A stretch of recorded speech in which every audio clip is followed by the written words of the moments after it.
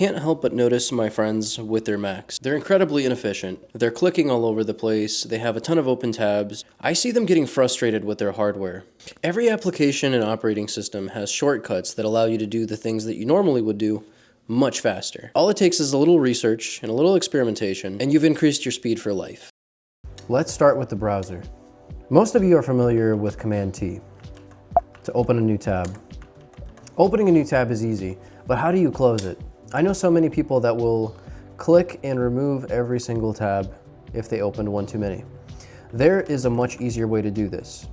You can do Command-W, and that gets rid of all the tabs, specifically the tab that you have highlighted, right? So I have this tab open, for instance. I can just do Command-W on that, and that's the one that it gets rid of. Command-T, Command-W, Command-W, Command-W, Command-W. Very, very easy, very straightforward.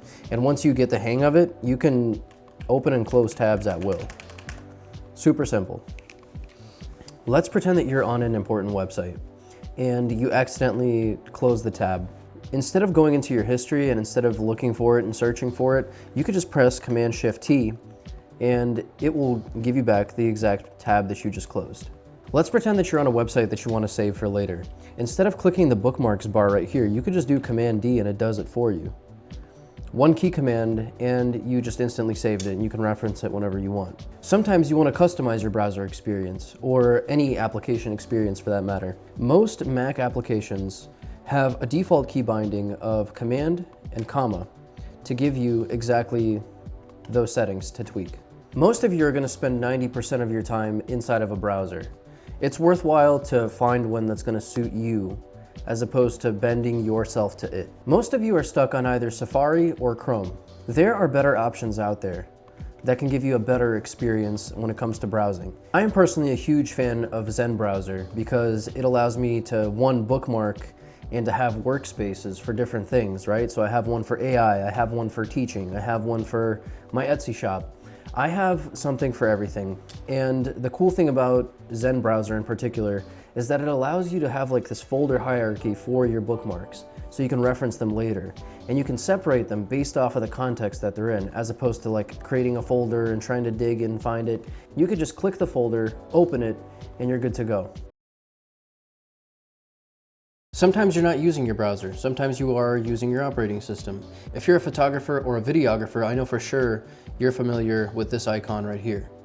Oftentimes you have to right click it and then hit eject to eject the thing. You can save yourself a click by just clicking on it and doing Command-E, and then it'll automatically eject whatever media that you have plugged in, right? So if you have an SD card, you have a hard drive, you have anything, or if you have an installer, for instance, sometimes when you install an application, it'll be like a thing that you mount. You could just do Command-E and then that gets rid of it and automatically ejects it.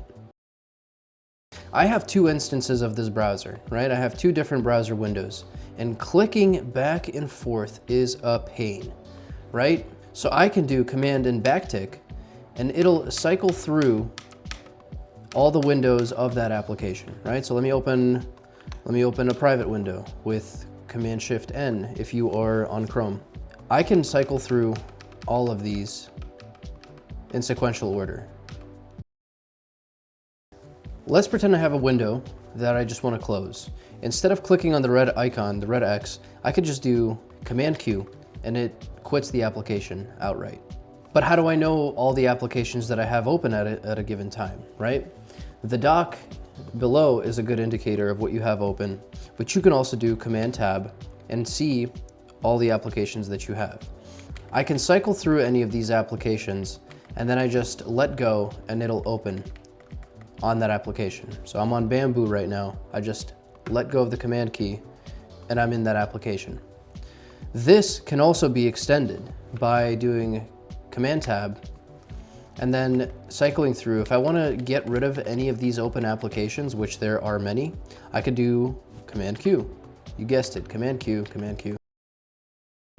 There are plenty of people that are clicking on their Finder and then going to their Applications menu to then choose an application that they have installed. You can avoid doing that by just doing Command-Space and opening up Spotlight Search. Spotlight Search is your menu for everything.